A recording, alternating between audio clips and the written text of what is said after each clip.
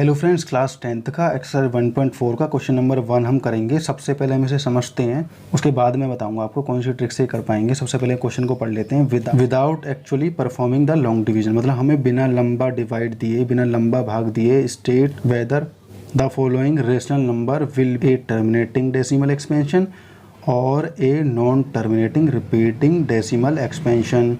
मतलब हमें बिना लंबा डिवाइड दिए हमें ये बताना है कौन सा रेशनल नंबर है और टर्मिनेटिंग एक्सपेंशन कौन सा है और नॉन टर्मिनेटिंग कौन सा है और कौन सा नॉन टर्मिनेटिंग रिपीटिंग है। ये तो आपके ठीक तरीके से समझ में आ रहा होगा। ये कुछ नंबर्स हमारे दे रखे हैं, इनमें से कुछ क्वेश्चंस मैंने ले लिए हैं आप लोगों को समझाने के लिए। तो अब चलते हैं आगे की तरफ, करते हैं सॉल्व। तो दोस्तों, सबसे पहले मैं आपको लॉजिक बता देता हूँ कि लॉजिक क्या है, इसमें हम किस तरीके से पहचानेंगे। मैं आपको बता दूँ, दो नंबर हमारे पास में ऐसे हैं जिनसे हम कोई भी नंबर काट सकते हैं और वो टर्मिनेटिंग ही होगा। जैसे कि 2 है और 5 है। 2 और 5 के मल्टीपल जो नंबर होंगे वो हमेशा कटेंगे ही कटेंगे, टर्मिनेटिंग में आएंगे। जैसे कि मान लो हम 10/2 माने तो ये कट जाएगा 2 5 जा 10, पूरा पूरा कट गया। अगर हम, ये तो हमारा इवन था, अगर हम ओड नंबर मान लें, हमने मान लिया 9/2 तो ये कट जाएगा 2 4 जा 8, 1 बचेगा 2 5 जा 10, तो ये आएगा हमारा 4.5। हो गया ना क्लियर। तो 2 से हम किसी भी नंबर को डिवाइड करें वो टर्मिनेट ही आएगा। ये आप आजमा कर देख सकते हैं। कितना भी आप कोई भी नंबर लेना कैसा भी, वो या तो पॉइंट से पहले या पॉइंट के बाद कटेगा ही कटेगा, या तो 2 हो या 5 हो। और 5 का ले लेते हैं। अगर हम मान लो 5 की 10 में हम करें तो 5 2 जा 10। अगर मान लो हम 9 में करें 5 की, हमने एक जैसे एग्जांपल ले लिए हैं, तो अगर मैं 5 का 9 में करूँगा तो ये हो जाएगा 5 1 जा 5, यहाँ बचेगा 4, यहाँ हो जाएगा हमारा 5 8 जा 40। मतलब पॉइंट के बाद ही सही, लेकिन ये हमारा टर्मिनेटिंग हो गया। ऐसे ही ये हमारा टर्मिनेटिंग हो गया। तो 2 और 5 के अगर फैक्टर हमारे बन रहे हैं तो वो नंबर हमारा पूरा पूरा कटेगा ही कटेगा और वो टर्मिनेट होगा। तो ये लॉजिक हमारा काम आने वाला है इन क्वेश्चंस में। आइए फटाफट से हम क्वेश्चन को सॉल्व करना शुरू करते हैं। पहला क्वेश्चन है हमारा 13/3125। 3125 के टुकड़े कर लेते हैं यहाँ पर, मतलब एलसीएम ले लेते हैं इसका। तो यहाँ आएगा 5 छंग 30, 5 दूनी 10, 5 पंजे 25, फिर हमारा 5 से कटेगा 5 एकम 5, 5 दूनी 10, 5 पंजे 25, फिर हमारा 5 से कटेगा 5 दूनी 10, 5 पंजे 25, 5 पंजे 25, 5 एकम 5। हमारा आया 13/5 की घात 5। हो गया ना, 5 की पावर 5। तो हमने जो सीखा था उसे अप्लाई कर देते हैं। ये हमारे 5 के फैक्टर आ रहे हैं, तो 5 के फैक्टर हैं, तो ये हो जाएगा हमारा टर्मिनेटिंग। ये हमारा पूरा हो गया टर्मिनेटिंग। हमें पूरा लिखना है, मैंने तो आपको शॉर्ट में लिख दिया है, आपको लिखना है it has a terminating expansion. हो गया ना पूरा, ये पहला क्लियर हो गया। अब मैं इसे यहाँ से रफ कर देता हूँ ताकि हम अगला क्वेश्चन कर सकें। तो अगला क्वेश्चन क्या है हमारा? अगला बहुत ज़्यादा आसान है। 29/343, 29/343। तो ये क्या होगा हमारा? 29/7 की पावर 3। और मैंने आपको पहले ही बता दिया, अगर नीचे या तो 2 की पावर वाले नंबर आते हैं या 5 की पावर वाले नंबर आते हैं तभी वो टर्मिनेटिंग होगा, वरना नॉन टर्मिनेटिंग होगा। तो ये होगा हमारा नॉन टर्मिनेटिंग। तो ये पूरा हम कर लेंगे। यहाँ में लिखना है it has non terminating expansion. हो गया ना पूरा ये। तो ये इतना ही आसान था। 2 और 5 के अलावा कुछ भी आए उसे हाथ नहीं लगाना है, नॉन टर्मिनेटिंग लिख देना डायरेक्टली। अब आगे देखते हैं। 23/2 की पावर 3, 5 की पावर 2। ये तो और आसान कर दिया हमारे लिए। हम सीधा सीधा देख पा रहे हैं कि ये 2 के मल्टीपल भी है और 5 के मल्टीपल भी हैं। इसका मतलब ये सीधा सीधा हम लिख देंगे टर्मिनेटिंग एक्सपेंशन। हो गया ना क्लियर, ये टर्मिनेटिंग हो जाएगा। अब आगे जो 6 वाला है हमारा, वो भी बहुत ज़्यादा आसान है। इसमें 2 के मल्टीपल भी हैं, 5 के भी हैं, लेकिन 7 के भी हैं। 2 और 5 के अलावा किसी भी नंबर के अगर हमारे मल्टीपल आते हैं साथ में तो वो हमारा नॉन टर्मिनेटिंग होगा। हमें डायरेक्ट लिख देना है नॉन टर्मिनेटिंग एक्सपेंशन। ये आपको पूरा लिखना है स्टेटमेंट, तभी आपको नंबर मिलेंगे जब भी आप अपनी फेयर में करें। ये मैंने समझाने के लिए आपको कर दिया ताकि आप लोगों के समझ में आ सके। और हमारा लास्ट क्वेश्चन एक और है, वो मैंने इसलिए लिखा था, यहाँ स्पेस कम था, हम उसे लिख लेते हैं 6/15। तो ये जो क्वेश्चन है इसे थोड़ा ध्यान से देखना है। मैं आपको बता दूं, किसी भी नंबर को सॉल्व करते समय हमें ये देख लेना है कि वो एक दूसरे के को प्राइम है या नहीं है। मतलब वो प्राइम नंबर होने चाहिए। जैसे कि ये 6 है और ये 15 है, ये हमारा किसी एक नंबर से डिवाइड नहीं होना चाहिए। अगर डिवाइड हो रहा है तो पहले डिवाइड कर लेंगे, उसके बाद हम निकालेंगे कि टर्मिनेट है या नहीं है। जैसे कि 3 से हो जाएगा, ये भी 3 से हो जाएगा, तो 3 2 जा 6 और 3 5 जा 15, तो हमारा इसका आएगा 2/5। तो 5 इसका मल्टीपल है, तो इसका मतलब ये हमारा टर्मिनेटिंग एक्सपेंशन हो जाएगा। तो इट हैज़ टर्मिनेटिंग एक्सपेंशन हमें पूरा लिख देना है।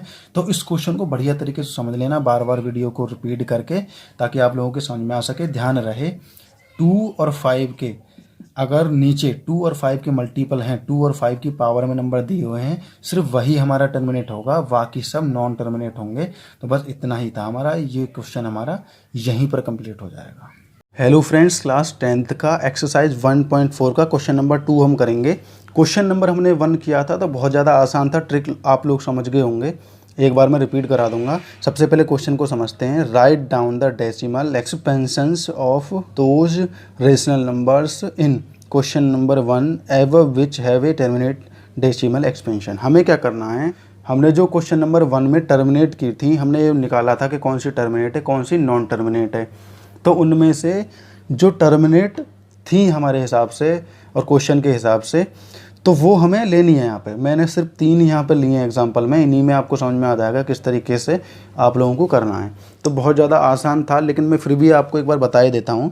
कोई भी नंबर पूरा टर्मिनेट तब होता है तब उसके हर में उसके नीचे 2 और 5 के फैक्टर हों। पावर इनकी कितनी भी हों, कुछ भी हों, कोई फ़र्क नहीं पड़ता, लेकिन फैक्टर या तो 2 हो अकेला, या अकेला 5 हो, या दोनों हों।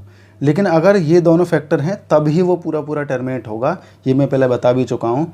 अब हम इन क्वेश्चनों को जो करेंगे बड़े ध्यान से आप लोगों को समझना है।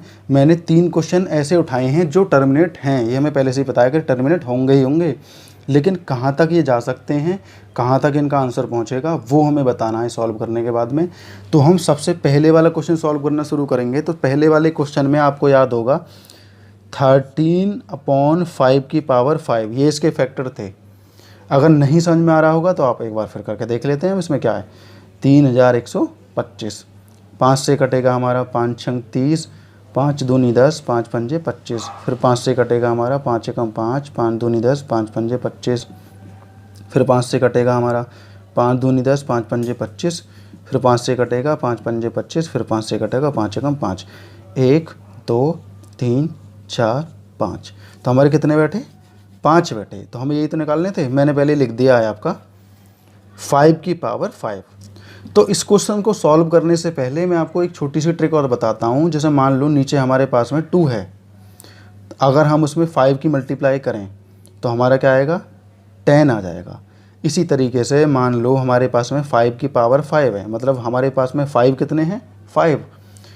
अगर हम 2 की पावर 5 कर दें तो हमारे कितना हो जाएगा, ये 10 की पावर 5 हो जाएगा, क्योंकि जिनकी पावर सेम है उनके बेस में मल्टीप्लाई हो जाएगी। ये तो हमने पहले भी पढ़ रखा है। तो कितना आसान है ना। तो हमें 10 की पावर में ही लाना है, ये नंबर हमें 10 की पावर में लाना है, तब हम ये डायरेक्ट पॉइंटों में लिख पाएंगे। बात और याद रखनी है कि अगर हमने 2 की पावर 5 नीचे की है तो हमें ऊपर भी करनी पड़ेगी, मतलब जिस नंबर की नीचे मल्टीप्लाई करी है उसी नंबर की हमें ऊपर भी करनी पड़ेगी। 2 की पावर 5 की नीचे मल्टीप्लाई करी है तो ऊपर भी करनी है, तभी तो संतुलन बनेगा। आप इसे खोलकर लिख सकते हैं, खोलकर ज़्यादा लंबा हो जाएगा। मैंने आपको बता दिया, अगर एक 5 की एक 2 के साथ करेंगे तो 10 की पावर 1 आएगा। अगर हम 2 5 की 2 के पावर 2 के साथ करेंगे तो हमारे 10 की पावर 2 आएगा। कैसे, 5 की 5 में करेंगे, 2 की 2 में करेंगे। हम ऐसे कर लेते हैं, इस 5 की इस 2 में, इस 5 की इस 2 में, 5 दूनी 10, 5 दूनी 10, तो कितना हो गया हमारा, 100 हो गया। तो 100 को हम लिख सकते हैं 10 की पावर 2 में। इसी तरीके से अगर मैं यहाँ पर 5 की पावर 3 रखूँ और 2 की पावर 3 रखूँ तो हमारा 10 की पावर 3 आएगा। ये सीधा सीधा समझ में आ रहा होगा आप लोगों के। अगर मैं 5 की पावर 4 रखूँ, 2 की पावर 4 रखूँ तो हमारा 10 की पावर भी 4 ही आएगा। अगर मैं 5 की पावर 5 रखूँ और 2 की पावर 5 रखूँ तो 10 की पावर कितना आएगा, 5 आएगा। सीधा सीधा मैंने करके दिखा दिया। अब बिल्कुल डाउट रहना नहीं चाहिए आप लोगों के दिमाग में, क्योंकि अगर मैं इसे 5 मल्टीप्लाई करूँ बहुत बड़ा हो जाएगा। मैंने आपको यहाँ कैलकुलेशन में समझा दिया है, ये चीज़ आपकी समझ में आई। थोड़ी देर के लिए मैं इसे रहने देता हूँ, थोड़ा ऐसे क्वेश्चन को आगे बढ़ाते हैं। इस क्वेश्चन में अब क्या होगा, 2 की पावर 5, 2 की पावर 5 का क्या मतलब हुआ, हम रफ में कर लेते हैं। 2 मल्टीप्लाई 2 मल्टीप्लाई 2 मल्टीप्लाई 2 मल्टीप्लाई 2, हो गए 5 हमारे। 2 2 जा 4, मतलब 2 दूनी 4, दूनी 8, दूनी 16, दूनी 32। तो हमारा हो जाएगा 13 गुणा 32। और नीचे कितना हो गया हमारा 10 की घात 5, जो कि हमने पहले निकाल लिया है। बहुत ज़्यादा आसान था। हम इसे रफ करता हूँ ताकि हम आगे की कैलकुलेशन को जारी रख सकें। अब 13 की 32 में कर देते हैं। 13 दूनी 26, 13 ती 39 और 2 41। और नीचे हमारा कितना आ जाएगा 10 की घात 5। ये हमें ऐसे ही रखने देना है। ऐसे भी रख दोगे या खोल के भी लिख दोगे, कोई फ़र्क नहीं पड़ता, बात वही रहने वाली है हमारी। यहाँ हमारी 10 की घात कितनी है 5 है, तो हमें मतलब क्या करना है 5 नंबर बाद पॉइंट लगाना है। तो 3 नंबर तो ऑलरेडी हैं ही। अगर मैं इनके साथ में 2 जीरो और लगा दूँ 416 के साथ में और यहाँ पॉइंट लगा दूँ तो 5 नंबर बाद पॉइंट हो गया हमारा 0.00416। ये हमारा होगा आंसर। इस तरीके से सॉल्व होगा। बहुत ज़्यादा आसान ट्रिक से मैंने आप लोगों को बता दिया है। पहला हमने क्वेश्चन किया है, अब हम दूसरा करेंगे, फिर हम तीसरा करेंगे। मैंने फर्स्ट पार्ट, 6th पार्ट और 8th पार्ट लिया है। 3 क्वेश्चनों में ही आपको पूरा समझ में आ जाएगा। अब चलते हैं आगे। यहाँ पहले से ही हमारा पावर में दिया हुआ है, तो हम क्या करेंगे 23 में 2 की पावर 3 यहाँ पर है पहले से ही। अगर मैं यहाँ 5 की पावर 3 कर दूँ, मतलब ये हमारी 10 की पावर 3 में बदल जाएगा। अब ये 5 की पावर 2 है ही पहले से ही। अगर मैं यहाँ 2 की पावर 2 कर दूँ तो इसका साथ देने के लिए 2 की पावर 2 आ जाएगा। अब नीचे हमारा क्या है, नीचे भी हमें सेम करना है। जो हमने ऊपर सेम किया वो हमें सेम नीचे करना है। 2 की पावर 3 मल्टीप्लाई 5 की पावर 3, इसके साथ में रख दिया मैंने। नीचे आएगा 5 की पावर 2 और यहाँ आएगा 2 की पावर 2। हो गया ना बिल्कुल क्लियर। अब क्या करना है अगले स्टेप में, हमें अगले स्टेप में इनकी मल्टीप्लाई कर देनी है। अब कर देते हैं इनकी। ये हो जाएगा 4, ये हो जाएगा 125। 23 गुणा 125 गुणा 4 बटे हो जाएगा हमारा, ये 10 की पावर 3 हो गया, ये 10 की पावर 2 हो गया। तो टोटल हमारा कितना हो जाएगा 10 की पावर 5। क्लियर। तो 10 की पावर 5 हमारा यहाँ पर हो गया। अब अगले स्टेप में मैं इनकी गुणा कर लेता हूँ। 4 पंजे 20 और 2 हमारा हासिल का चला जाएगा। 4 दूनी 8 और 2 10, 1 हासिल का जाएगा हमारा। 4 एकम 4 और 1 5। हो गया ना। अब यहाँ गुणा हो जाएगा 23। अब नीचे क्या हमारा 10 की पावर 5। अब 10 की पावर 5 में से 2 जीरो अगर हम कट कर दें तो मैं यहाँ पर इसे लिख देता हूँ 23 गुणा 5 बट 10 की घात 3, क्योंकि 2 हमारी कट गई दोनों जीरो से, तो हमारी कितनी बची 10 की घात 3 बची। मतलब हमें क्या करना 3 नंबर बाद में पॉइंट लाना है। तो अब आगे जो स्टेप होगा हमारा 5 तिया 15 हो जाएगा, 5 दूनी 10 और 1 11 हो जाएगा। 11 बटे 10 की घात 3। आखिर में हमारा क्या होगा, जीरो के बाद में हमें पॉइंट लगाना है और 3 नंबर ये हमारे हैं ही ऑलरेडी। हमारा आंसर आ जाएगा 0.115। ये इतना ही आसान था और इससे ज़्यादा आसान ट्रिक है नहीं जो मैंने बता दिया आपको। इसी तरीके से इस क्वेश्चन को करना है और मैं इसे राउंड कर लेता हूँ ये वाला क्वेश्चन, ताकि इसे मैं अलग कर सकूँ। अब हम करते हैं लास्ट वाला क्वेश्चन 6/15। तो आपको मैंने पहले भी बताया था कि अगर ये कोप्राइम नहीं है तो हम कोप्राइम बना लेते हैं 3 का डिवाइड करके। तो यहाँ आ जाएगा हमारा 2/5।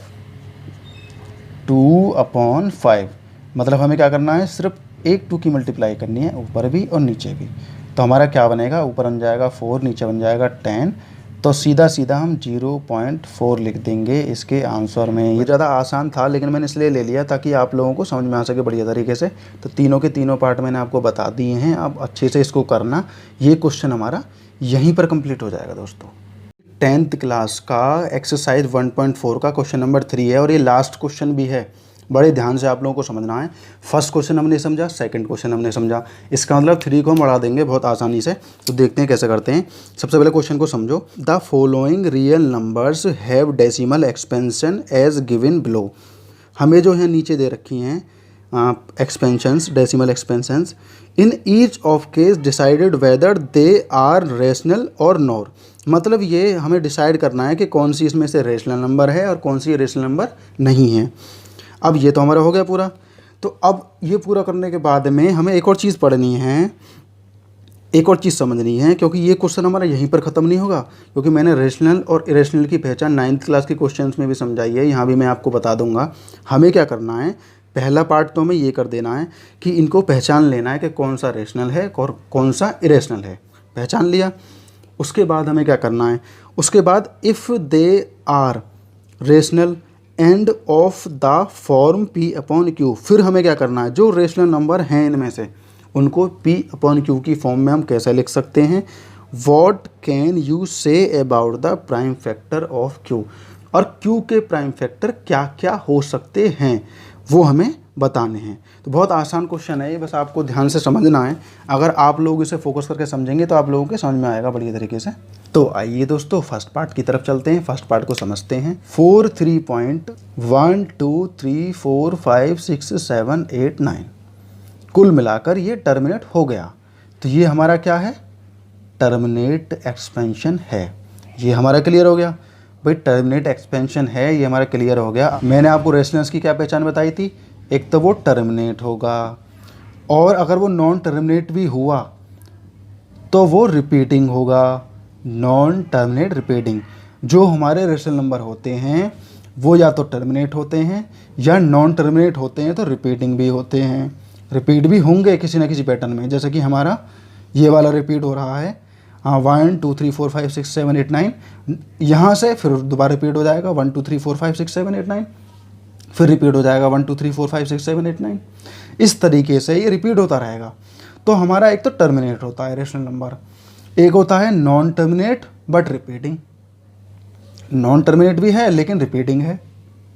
हो गया ना क्लियर। तो ये चीज़ हमें क्लियर हो गई।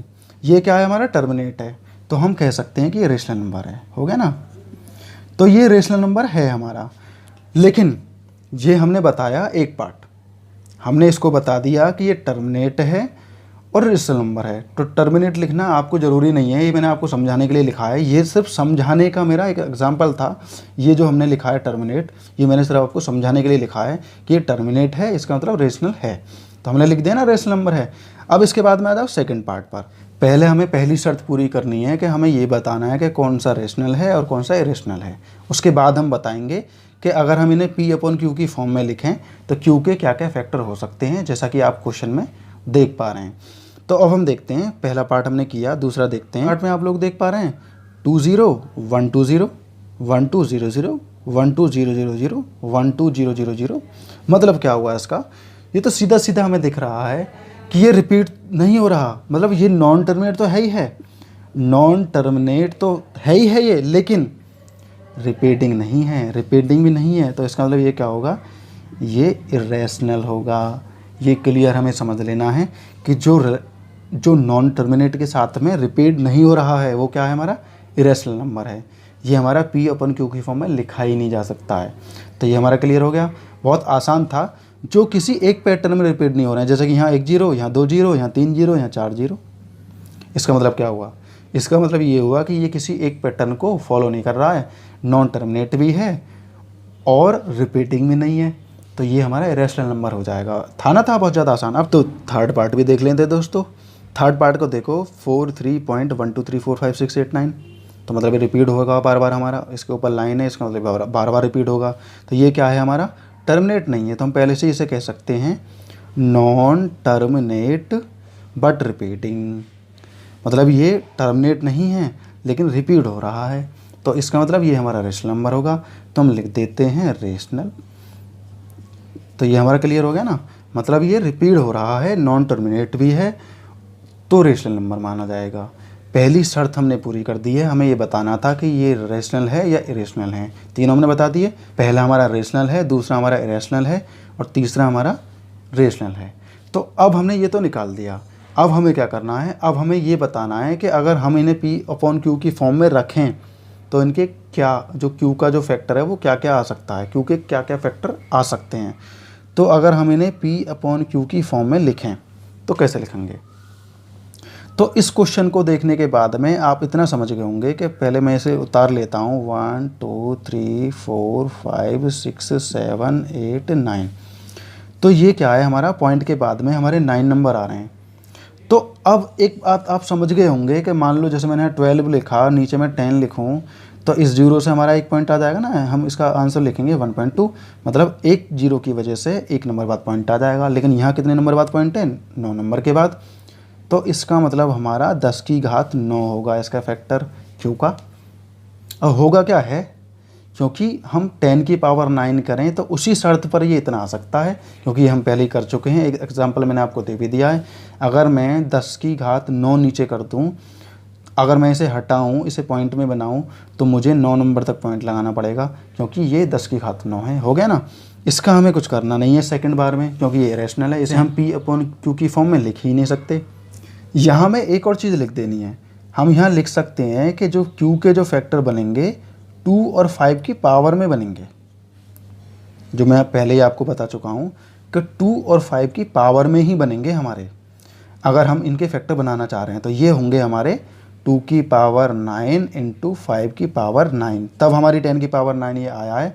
तो हम कह सकते हैं कि जो Q के फैक्टर जो हमारे बनेंगे 2 की पावर में या 5 की पावर में बनेंगे, तब इस तरीके से लिखा जाएगा। ये होगा ना क्लियर हमारा। इरेशनल नंबर हमें लिखना नहीं है। अब हम आते हैं थर्ड पार्ट पर। तो थर्ड पार्ट को करने से पहले मैं आपको एक लॉजिक बताता हूँ जो आपको समझना है। जैसे मान लो इस क्वेश्चन को करने से पहले मैं आपको एक लॉजिक बता देता हूँ। अगर मैं 10 की 9 में करूँ तो क्या आएगा हमारा, 9 एकम 9 आ गया, फिर पॉइंट लगा के फिर जीरो बना के फिर 9 एकम 9, 9 एकम 9, 9 एकम 9, मतलब हमारा जो एक है वो बार बार रिपीट होता रहेगा। क्लियर है ना। अगर मैं मान लो यहाँ पर 20 मान लूँ और इसके नीचे 9 से करूँ तो 9 दूनी 18, 2 बचेगा, फिर पॉइंट लगा कर जीरो लगाई मैंने, फिर 9 दूनी 18, फिर 9 दूनी 18, फिर 9 दूनी 18। इस तरीके से बार बार हमारा 2 रिपीट होता रहेगा। मतलब इसमें एक नोट करने वाली बात वो मैं आपको बताऊंगा। पहले एक और एग्जांपल दे देता हूँ। मान लो मैं इसे 10 की जगह 100 मान लूँ और मैं करूँ 99 की, तो कितनी बार जाएगा दोस्तों, एक बार। फिर मैं पॉइंट लगा दूंगा। अब एक बार जाने के बाद में पॉइंट लगाने के बाद में तो 10 ही बनेगा ना, मुझे एक और जीरो लगाना पड़ेगा ना 100 बनाने के लिए। तो 99 कम 99 फिर से करेंगे। इसका मतलब यहाँ क्या होगा, यहाँ ये 01 रिपीट होंगे। तो यहाँ हमें एक चीज़ नोट में आ रही है कि अगर मैं एक 9 का भाग देता हूँ तो एक बार नंबर रिपीट होता है, मतलब एक नंबर रिपीट होता है बार बार। अगर मैं 2 9 का भाग दे दूँ किसी भी नंबर में तो कोई भी 2 नंबर बार बार रिपीट होते हैं। ये हमारा क्लियर हो गया। और यहाँ हमारे नंबर कितने रिपीट हो रहे हैं, यहाँ हमारे 9 नंबर रिपीट हो रहे हैं। इसका मतलब इसके डिनोमिनेटर में कितने 9 होंगे, 9 बार 9 होंगे, मतलब 9 टाइम 9 होंगे। अब हम यहाँ क्या लिखेंगे, जो P/Q की शक्ल में जो नंबर होगा उसमें जो डिनोमिनेटर में जो मतलब Q है हमारा, वो 9 बार 9 होगा। 1 2 3 4 5 6 7 8 9, इस तरीके से 9 बार 9 होगा। क्योंकि एक बार हम 9 से भाग देंगे तो एक नंबर रिपीट होगा, एक बार 9 से भाग देंगे एक नंबर रिपीट होगा, 2 बार 9 से भाग देंगे तरीके से रिपीट होगा, मतलब 2 नंबर रिपीट होंगे। इसी तरीके से अगर मैं 9 बार किसी संख्या में 9 के भाग दे दूं तो वो नंबर 9 जो नंबर हैं वही नंबर बार बार रिपीट होंगे। तो ये क्वेश्चन हमारे इसी तरीके से क्लियर हो जाएंगे। ये एक्सरसाइज और ये यूनिट बहुत अच्छे से आप लोगों को समझ में आई होगी। आप सभी वीडियोस को देखकर रिपीट करके बार बार सीख सकते हैं। कोई डाउट होता है तो मुझे आप कमेंट करिए और मैं आपका कमेंट देखूंगा। मैंने व्हाट्सएप लिंक भी दे रखा है डिस्क्रिप्शन में, आप वहां भी जाकर देख सकते हैं, अबाउट में जाकर यूट्यूब के। तो ये क्वेश्चन हमारा यहीं पर कंप्लीट हो जाएगा दोस्तों।